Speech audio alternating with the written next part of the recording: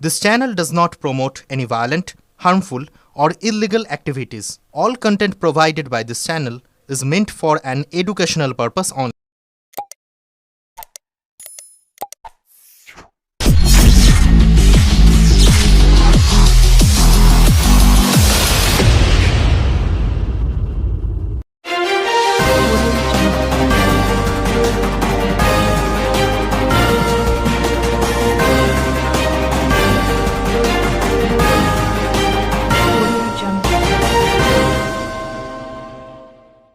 রবিবারের প্রচারে জোর কদমে নেমে পড়লেন চুঁচুড়া বিধানসভা তৃণমূল কংগ্রেসের তারকা প্রার্থী দেবাংশু ভট্টাচার্য। এদিন তিনি কোদালিয়া ১ নম্বর গ্রাম পঞ্চায়েতের রবীন্দ্রনগর এলাকায় তৃণমূল কর্মী সমর্থক ও স্থানীয় নেতৃত্বদের নিয়ে ব্যাপক জনসংযোগ কর্মসূচি করেন। প্রচারের সময় সাধারণ মানুষের সঙ্গে সরাসরি যোগাযোগ স্থাপন করেন দেবাংশু। বাড়ি বাড়ি গিয়ে আশীর্বাদ প্রার্থনা করেন। কোথাও প্রবীণদের পা ছুঁয়ে প্রণাম করতে দেখা যায় তাকে। আবার গরমের কথা মাথায় রেখে নিজে জল পান করে কর্মী সমর্থকদেরও বেশি করে জল খাওয়ার পরামর্শ দেন। বিভিন্ন স্থানে মন্দিরে গিয়ে প্রণামও করেন, তাকে দেখা যায় প্রণাম করতে। প্রচার শেষে তিনি একটি স্থানীয় স্বাস্থ্য শিবির ও রক্তদান শিবিরের উদ্বোধন করেন।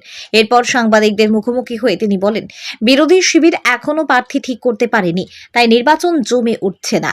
তিনি কটাক্ষ করে বলেন, যত দ্রুত সম্ভব ওরা প্রার্থী ঘোষণা করুক, না হলে খেলায় মজা নেই। স্বাস্থ্য পরিষেবা প্রসঙ্গে দেবাংশু ভট্টাচার্য জানান, চুঁচুড়া সদর হাসপাতালে কার্ডিওলজি, নেফ্রোলজি ও ইউরোলজি বিভাগের চিকিৎসকের অভাব রয়েছে বলে তিনি শুনেছেন। নির্বাচিত হলে এই বিষয়টি রাজ্যের মুখ্যমন্ত্রী মমতা বন্দ্যোপাধ্যায় এবং অভিষেক বন্দ্যোপাধ্যায়ের কাছে তুলে ধরবেন বলে আশ্বাস দেন।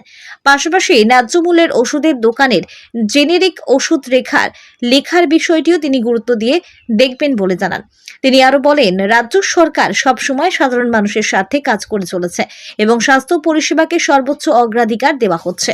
রবিবাসরীয় এই প্রচারে দেবাংশু ভট্টাচার্যকে একেবারে কর্মী বান্ধব ও জনসংযোগমুখী ভূমিকায় দেখা যায়, যেখানে তিনি তৃণমূলের প্রতীক হয়ে সাধারণ মানুষের সঙ্গে নিবিড় সম্পর্ক গড়ে তোলার চেষ্টা চালিয়ে যান। চুঁচুড়া থেকে আদের রিপোর্ট, আমার কলকাতা নিউজ। ও আচ্ছা আচ্ছা, বালি রাজা, আচ্ছা একটু দাঁড়িয়ে একবার সুযোগ দেবে, একবার সুযোগ দেবে।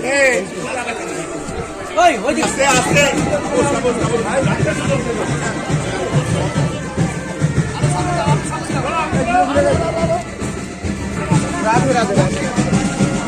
আমাদের প্রার্থী আপনাদের ঘরে চলে একবার তো বলো, আপনি এগিয়ে আমাদের প্রত্যেকে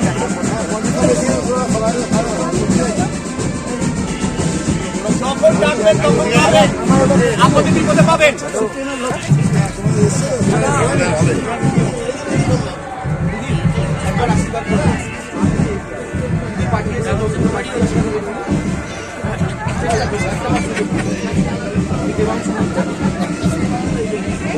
বাড়ির সবাই বলতে হবে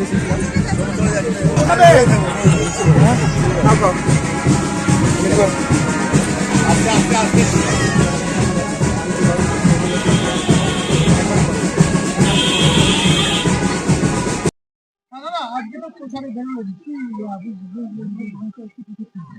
আমার সাথে তো আপনারাও ছিলেন, আমি আপনাদের জিজ্ঞেস করছি কি প্রতিক্রিয়া। এবার আমার তো খুব পজিটিভ লেগেছে।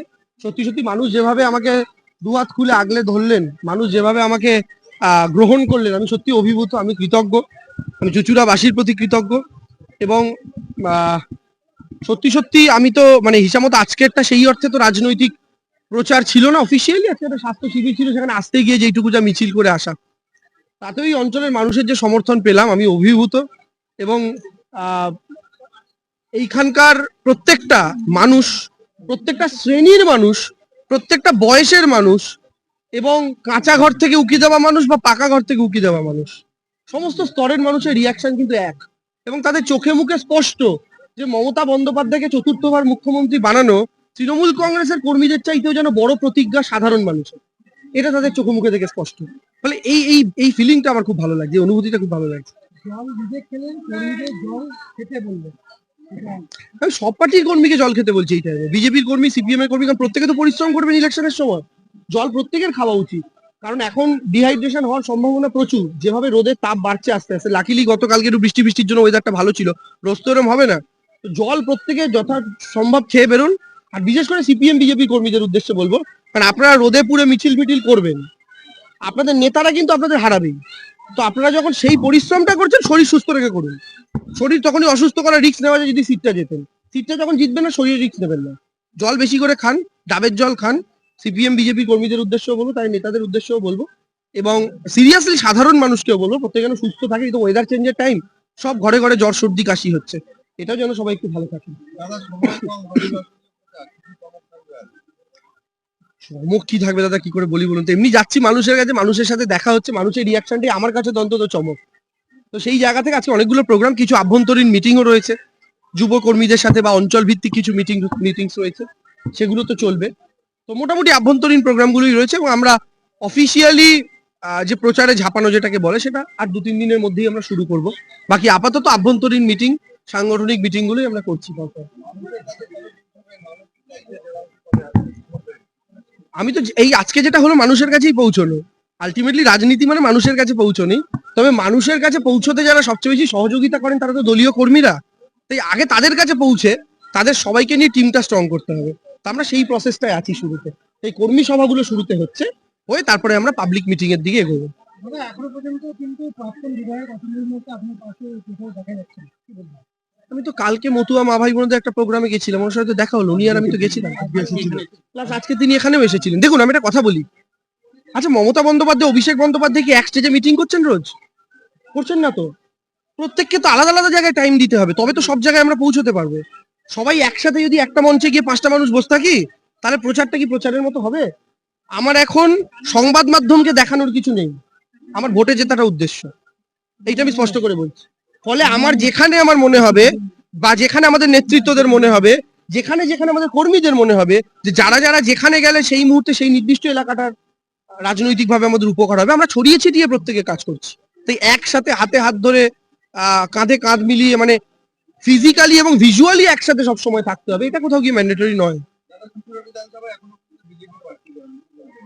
আমি যেটাই ভাবছি ওরা কেন প্রার্থী দিচ্ছে না, ফাঁকা মাঠে বল নিয়ে একা দৌড়চ্ছি, ভালো লাগছে বলুন তো? ওদেরকে বলবো প্রার্থী দিন, ভালো প্রার্থী দিন, যেন লড়াই করে আনন্দ হয়। কারণ এখনো তো একতরফা লড়াইটা, বিজেপি যেন ভালো প্রার্থী দেয়। এখন বিজেপি যেটা আমি বললাম, ওদের গোয়াল ঘরে গন্ডগোলের সম্ভাবনা প্রভূত।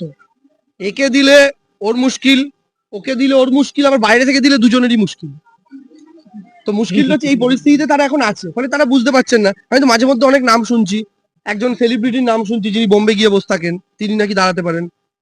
একজন আবার শ্রদ্ধেয় শিক্ষকের নামও শুনছি, তিনি ভালো মানুষ যদি হন। তো যাই হোক, মোটামুটি ওরা ওদের মতো করে করবে। এতে সাংসারিক ব্যাপার, অন্যের সংসারের ব্যাপারে আমরা নাক গুলিয়ে কি করবো বলুন? তবে যাকে হোক তাড়াতাড়ি প্রার্থী করে দিক, আমাদের ভালো হয়। দেখুন অ্যাডভান্টেজ, হ্যাঁ ওয়ার্ম আপটা হচ্ছে এটা একটা সুবিধা। বাকি অ্যাডভান্টেজ তো এখন না, সব রাজনৈতিক দলই যখন প্রচার তুঙ্গে নিয়ে যাবে, তারপরে তো ডিসিশন সাধারণ মানুষ নেবে। তা আমার একটা অ্যাডভান্টেজ হচ্ছে যে আমি যত বেশি সংখ্যক মানুষের কাছে পৌঁছতে পারবো। টাইমটা তো লিমিটেড। আমি লোকসভা ইলেকশন লড়েছিলাম, 7টা বিধানসভা কভার করার টাইম পেয়েছিলাম 2.5 মাস। এখানে মোটামুটি ধরুন 35-36 দিন যদি আমি সেই হিসাবে ধরি, তো তার জন্য সময় বুঝতেই পারছেন, 35-36 দিনের মধ্যে একটা বিধানসভা কভার করা। তো আমার টার্গেট রয়েছে একজন মানুষের কাছে যদি মিনিমাম তো 2বার পৌঁছানো যায়, সেটা লক্ষ্য নিয়ে এগোচ্ছি। তাতে 7-8 দিন আগে নেমে যাওয়ার জন্য এটা আমার একটা সুবিধা হয়েছে। বাকি এটাই। হ্যাঁ একটু আস্তে একটু আস্তে। অনেক দ্বিধা দেখা যাচ্ছে যে অনেক রোগীকে কলকাতায় স্থানান্তরিত হতে হয়, অনেক দ্বিধা রয়ে সেখানে অনেক চিকিৎসার ক্ষেত্রে অসুবিধার সম্মুখীন হতে হয় গরিব মানুষদের, সেটা নিয়ে কি ভাবনা? দেখুন আমি এইটার কথা বহু সাধারণ মানুষ আমাকে বলেছেন, এটা তাদের অন্যতম একটা দাবির মধ্যে একটা। তো সেই ব্যাপার নিয়ে আমি ইতিমধ্যেই আমার দলকে জানিয়েছি, ঠিক আছে? তো স্বাভাবিকভাবেই এটা যেহেতু একটা বৃহত্তর প্রবলেম, এবং আমি এইটুকু নিশ্চিত যে এই প্রবলেমটা, যেটা সাধারণ মানুষের স্বাস্থ্য সংক্রান্ত সমস্যা, যেটা নিয়ে মানুষ সবার আগে ভাবে, সেই প্রবলেমটা সলিউশন আমরা আগামী দিনে করবই, এটা নিশ্চিন্ত থাকতে পারেন। চুচুড়া হাসপাতাল সংক্রান্ত মানুষের যে দাবি দাবাগুলো, সেই দাবি দাবাগুলোর মধ্যে ফিজিবল যেগুলো, short term plan, mid term plan, long term plan, আমরা এভাবে চক আউট করছি। শর্ট টার্ম প্ল্যানে যেগুলো ইমিডিয়েটলি করা সম্ভব, সেগুলো ইমিডিয়েটলি করা হবে, মানে আফটার ইলেকশন। মিড টার্ম প্ল্যানে যে ডাক্তার বাবু থেকে শুরু করে যে সমস্যাগুলো, যেমন ধরুন অনেকে বলছিলেন যে কার্ডিওলজির ডাক্তার, ইউরোলজির ডাক্তার বা নেফ্রোলজির ডাক্তার এগুলো নেই, তো সেই ডিপার্টমেন্টগুলো বা সেই ডাক্তারগুলোর জন্য সরকারের সাথে কথা বলে সেগুলোকে আনানোর ব্যবস্থা করা, এটা মিড টার্ম প্ল্যান। এবং লং টার্ম প্ল্যানে চুঁচুড়া হাসপাতাল সংক্রান্ত আরো কিছু প্ল্যানিং আমার রয়েছে, যেটা আমি আগে বলবো না। যদি আমি করতে পারি সেদিন করার পরে বলবো, আমি আগে বলতে চাই না। অনেক সময় দেখা যায় যে যে ডাক্তারবাবুরা ওষুধ লেখে ন্যায্য মূল্য ওষুধের দোকানে ওষুধগুলো কিন্তু ঠিক মতন পায় না। সরকারের এই যে ন্যায্য একদম। মূল্যের দোকান, সেইখানে কি দৃষ্টিপাত করবেন? দেখুন, অ্যাবসলিউটলি। এবং আমি আপনাদের একটা কথা বলি, মমতা বন্দ্যোপাধ্যায় জেনেরিক মেডিসিন লেখার কথা, প্রেসক্রাইব করার কথা প্রথম বলেছিলেন এই কারণে, কারণ প্রত্যেকটা ওষুধ কম্পোজিশন ওয়াইজ আমরা যদি কিনি তার এফেক্ট এক, শুধু বিভিন্ন ব্র্যান্ড তার উপর নিজেদের স্টিকার লাগিয়ে দাম বেশি কম করে। মানে একই খাদির জামা, একটা কোম্পানি, বিদেশি কোম্পানি, তার স্টিকারটা লাগাচ্ছে বলে 200 টাকা বেশি, আর একজন স্টিকারটা লাগাচ্ছে না বলে 200 টাকা কম, তফাৎ এটাই। তো মমতা বন্দ্যোপাধ্যায় জেনেরিক মেডিসিনের কথা এই জন্য বলেছিলেন যেন ওই নামটা লেখার পর মানুষ ন্যায্য মূল্যের ওষুধের দোকানে গেলে ওই জেনেরিক মেডিসিনের সবচেয়ে সস্তা ওষুধটা পেতে পারেন। বহু ডাক্তার এটা করছেন না, আমরা জানি, সরকারের কাছে সেই রিপোর্ট আছে, সরকার বহুবার এটা নিয়ে সচেতনও করেছে।